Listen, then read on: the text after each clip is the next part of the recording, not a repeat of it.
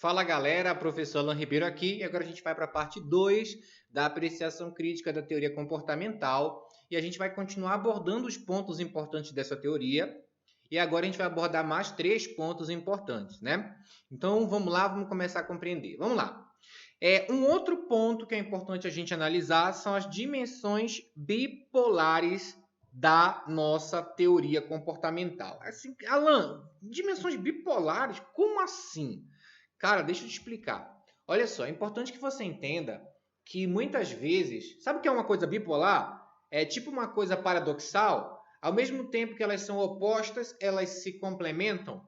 Sabe quando você chama alguém de bipolar? Esse cara é bipolar, é porque uma hora ele age de um jeito, outra hora a pessoa age de um jeito completamente diferente. No caso aqui da nossa teoria, do nosso estudo da teoria, quando a gente fala de dimensão bipolar, a gente quer dizer que existem alguns pontos da análise da teoria comportamental que elas parecem ser opostas entre si, mas que elas se complementam mesmo assim. Como assim, Alan? Deixa eu te explicar melhor isso para você entender agora. Por exemplo, vamos lá. Análise teórica versus análise empírica. Se você for estudar o comportamento organizacional, você vai perceber que ele se volta tanto para o lado empírico. O que é o lado empírico? É quando você faz uma pesquisa, uma experiência, uma investigação. O lado empírico é algo prático da coisa, né? Quando a pessoa vai lá e põe a mão na massa. Esse é o lado empírico. Porém, a teoria comportamental vai para o lado empírico, que é o lado da investigação, da pesquisa, da prática, mas também vai para o lado teórico, ou seja, que é o lado das proposições, dos conceitos, das teorias mesmo. Então, a teoria ela vai dizer o que ela espera que ocorra, porém os dados empíricos vão mostrar se realmente isso que a teoria espera é real. Então, acaba que nós temos aí a teoria e a prática ao mesmo tempo se confrontando. Uma depende da outra dentro da teoria comportamental. Ok, outro ponto aqui que também é bipolar. Análise macro versus análise micro. Quando a gente vai estudar análise do comportamento organizacional, a gente percebe que ela é feita na base da perspectiva global da organização. Ou seja, ela olha a organização como um todo, porém, a gente também vai perceber que, embora a teoria comportamental vá olhar essa parte macro da organização, ela também vai olhar os detalhes da organização, que são as pessoas. Então, enquanto a teoria comportamental olha a organização como um todo, a estrutura organizacional, o comportamento da organização, ela também vai olhar o comportamento das pessoas. Então, ela faz uma análise macro e uma análise micro ao mesmo tempo. E não dá para se desvencilhar disso. Ela precisa, uma depende da outra. Por isso, é mais uma análise de bipolar, mais uma dimensão de bipolar. Ao mesmo tempo que ela olha para tudo, ela olha para o pequeno, para a parte pequena, para os detalhes que são as pessoas. Outro ponto aí, organização formal versus organização informal. Então, se você for olhar as organizações complexas, elas são uma espécie de sistema social, né? O que é sistema social? É basicamente um lugar onde as pessoas estão inseridas e elas interagem umas com as outras, né? Elas interagem, as pessoas interagem, é um sistema social. Então, você vai começar a compreender que envolve uma comunicação formal. O que é a comunicação formal? É uma comunicação previamente estabelecida pela própria empresa, pela própria organização. Quando a organização estabelece, por exemplo, uma hierarquia, que existe um chefe, que existe subordinados, que existe o departamento A, o departamento B, o departamento C, tudo isso é uma organização formal que aquela organização está fazendo. Porém, quando a gente vai olhar para as pessoas, a gente vai ver que muitas vezes, por exemplo, o cara lá do almoxarifado se dá bem com um dos diretores porque morou com ele na mesma rua quando era criança. Então a gente tem uma relação informal entre o cara do almoxarifado e o diretor da empresa porque eles são amigos de longa data. Eles saem para tomar um cafezinho, eles saem para fazer um happy hour na sexta-feira. Ou, por exemplo, às vezes dentro de uma organização existe um líder formal, que a organização colocou aquele líder lá e deu uma autoridade para ele de ser líder, de ser chefe. Porém, na organização informal deles, eles enxergam outra pessoa como líder. Quer dizer, eles sabem que o líder formal é aquele cara que está lá naquele cargo mais alto, mas informalmente eles olham para um cara que se destaca, que tem perfil de atitude, de liderança, e aí eles acabam enxergando uma liderança informal nessa outra pessoa que não tem poder no cargo dele de liderança, mas pelo modo dele pessoal de ser, acaba sendo um líder. Então a gente tem aí que a organização formal e a organização informal estão o tempo todo se cruzando, né? Então é mais uma dimensão bipolar, porque uma depende da outra, você não pode ter uma organização informal sem uma organização formal previamente estabelecida. Afinal de contas, se não houver uma hierarquia dentro da empresa, não vai haver pessoas. Se não houver pessoas, essas pessoas não vão conseguir entrar em relacionamento para criar uma organização informal. Beleza? Voltando aqui, a gente tem então um outro ponto que é a análise cognitiva versus análise afetiva.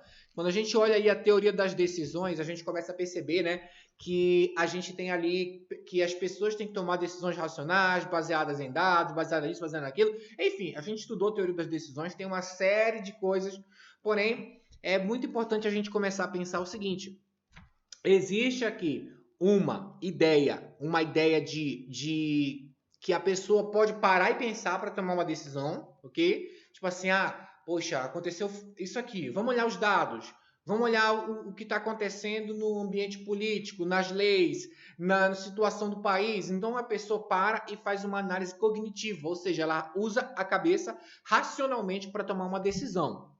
Porém, muitas vezes, ela não toma essa decisão de maneira racional, ou seja, de maneira cognitiva. Ela toma essa decisão de maneira afetiva. Por exemplo, você está trabalhando e tem um líder te pressionando. Vai, faz isso aqui. Eu lembro de uma vez que o nosso chefe entrou na sala, abriu a porta, assim, na época que eu trabalhava, né? Ele abriu a porta assim e falou o seguinte: eu quero isso aqui pronto até meio-dia, senão tá todo mundo demitido. Eu lembro muito bem dele falando isso. E aí, ele falou sério, pelo menos ele falou de uma maneira tão séria, e aí a gente lá do setor começou a trabalhar, e o que aconteceu ali? A cognição saiu completamente do âmbito das decisões e entrou a parte afetiva, ou seja, naquele momento as minhas decisões, as decisões dos meus colegas, estavam pautadas mais naquela pressão, naquele ambiente de tem que fazer, se não fizer vai ser demitido, e aí muitas vezes você está nesse ambiente afetivo, e esse ambiente de sensação, de sentimentos, de afeição, você toma a decisão baseada nele.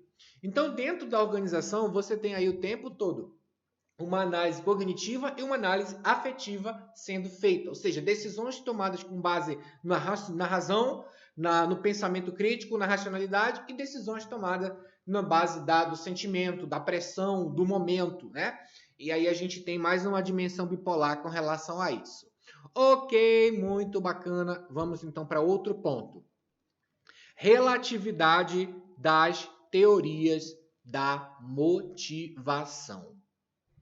A gente viu até então muita coisa sobre teoria, né? Você viu as teorias de motivação de Maslow, as pirâmides da necessidade de Maslow. Você viu as teorias da motivação de Herzberg, que são os dois fatores de Herzberg, fatores higiênicos, fatores motivacionais. Enfim, existem muitas teorias de motivação, porém essas teorias não são a verdade absoluta, né? Não significa que aquela teoria seja exatamente aquilo que aquele autor disse que era. Não. Existem muitos assuntos, muitas pesquisas que até contestam essas teorias de motivação que a gente estudou aqui, né? Pesquisas recentes acabam apontando alguns resultados que colocam em dúvida se essas teorias são de fato válidas ou não. Mas, mesmo sendo válidas ou não, essas teorias tiveram uma contribuição extremamente grande para a teoria de administração, para a TGA e para a administração como um todo. Porém, existem alguns pontos que a gente precisa abordar dentro dessas teorias de motivação. Que pontos são esses? Vamos começar.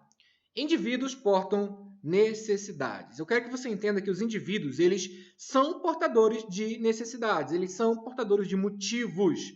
E esses motivos, né, eles podem ser arranjados dentro da hierarquia da empresa. Ou seja, a empresa pode constituir uma hierarquia que vai ali incentivar essas necessidades desses indivíduos a serem supridas, motivadas ou não. E aí você tem dentro desses aspectos, né, que os indivíduos têm necessidade de segurança, necessidade fisiológica, de autorrealização.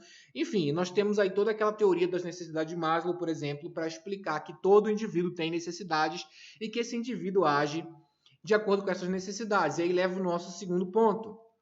Motivos influenciam comportamento. comportamento. Então, nós temos o seguinte, que se esse cara tem uma necessidade, se esse cara tem um motivo, então essas necessidades que ele tem, isso que ele espera, vai ter influência direta no comportamento que ele tem. Então, esse é o segundo passo, né? Olha, se o cara vai se comportar de determinada maneira dependendo da necessidade que ele tem naquele momento. Então, se ele tem necessidade, por exemplo, de necessidade fisiológica, necessidade de comer, de beber, e ele não tem isso, então ele vai começar a agir de acordo com essa necessidade. Então, ele vai ser influenciado por isso. Esse é um ponto. Outro ponto. Existe um conflito entre objetivos organizacionais e objetivos individuais. O que tudo isso significa? Significa que a gente até falou, teve uma aula só sobre isso, né? Conflitos organizacionais e conflitos individuais acontecem o tempo todo, a organização quer uma coisa, o indivíduo quer outra. É preciso que os dois objetivos sejam alcançados em conjuntos para que tudo dê certo. Legal? Beleza. Mais um ponto aqui a falar. Conflitos se resolvem com mudança de comportamento. Então, se quiser resolver um conflito dentro de uma organização, a gente tem aqui para resolver esse conflito, é preciso mudar o comportamento organizacional e mesmo muitas vezes também é preciso mudar a estrutura organizacional, né? Para que esses conflitos que existem entre essas pessoas possam ser resolvidas. E objetivos são mais importantes que hierarquia, é outro ponto aí com relação ao que motiva as pessoas, né?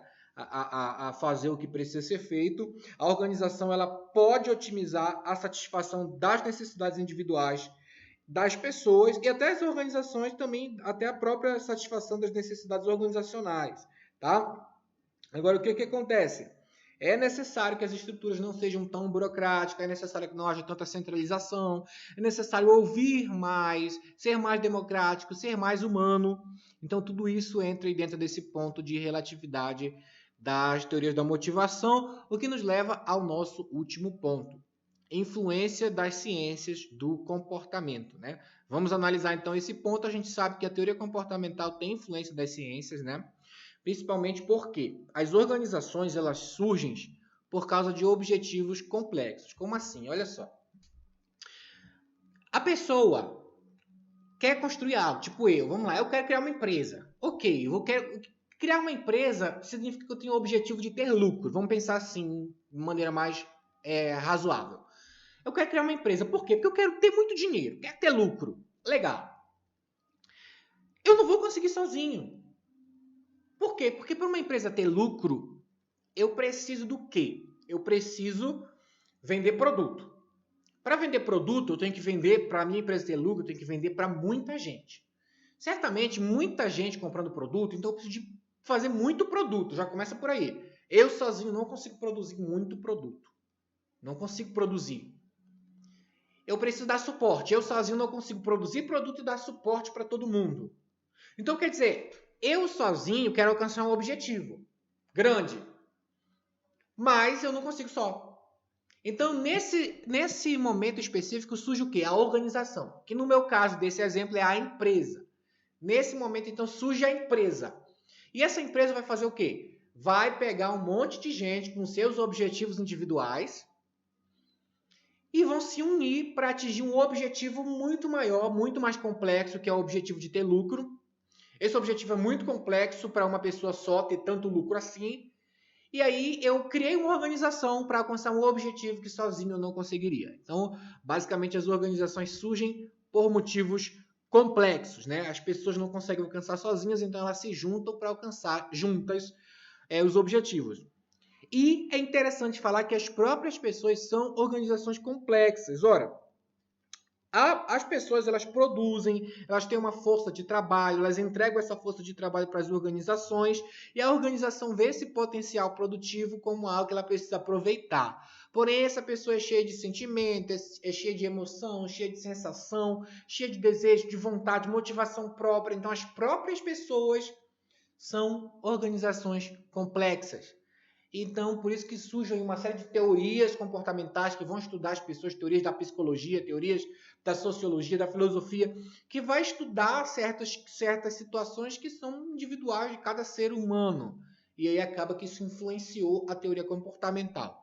Um outro ponto interessante de se falar é que as pessoas são influenciadas pelo contexto organizacional ou o conteúdo do cargo que ocupam. O que isso significa? Significa o seguinte: dependendo de como a organização vai colocar o seu contexto para eu trabalhar, eu vou ser influenciada. Então, se eu trabalho numa organização cujo contexto é onde eu não tenho muita delegação de responsabilidade, então eu vou ser uma pessoa desmotivada, porque eu não vou ter atitude, eu não vou ter desejo não, eu não vou ter a capacidade de tomar decisões. Isso vai me desmotivar. Da mesma forma, se eu tenho um cargo onde eu posso tomar atitude, aquilo que eu faço no meu dia a dia eu me motivo fazendo, então eu vou ser influenciada também por isso. Vou ser influenciado por isso. Então, de todas as formas, houve uma influência de toda uma esfera de conhecimento, de sociologia, de filosofia, de tudo, que acabou culminando nesses 3 pontos, né? A organização precisa atingir objetivos complexos, mas as pessoas também são complexas. Por quê? Porque tem uma área de estudo que falou isso. E acaba que tudo isso é trazido para dentro da teoria comportamental e a gente entende que as pessoas acabam sendo influenciadas pelo aquele contexto em que ela está inserida e por aquilo que ela faz no seu dia a dia, né? E aí a gente tem aí basicamente esses 3 pontos, e aí eu termino agora a minha segunda parte da apreciação crítica da teoria comportamental, e a gente se vê na próxima aula, onde a gente vai falar um terceiro ponto dessa teoria. Valeu!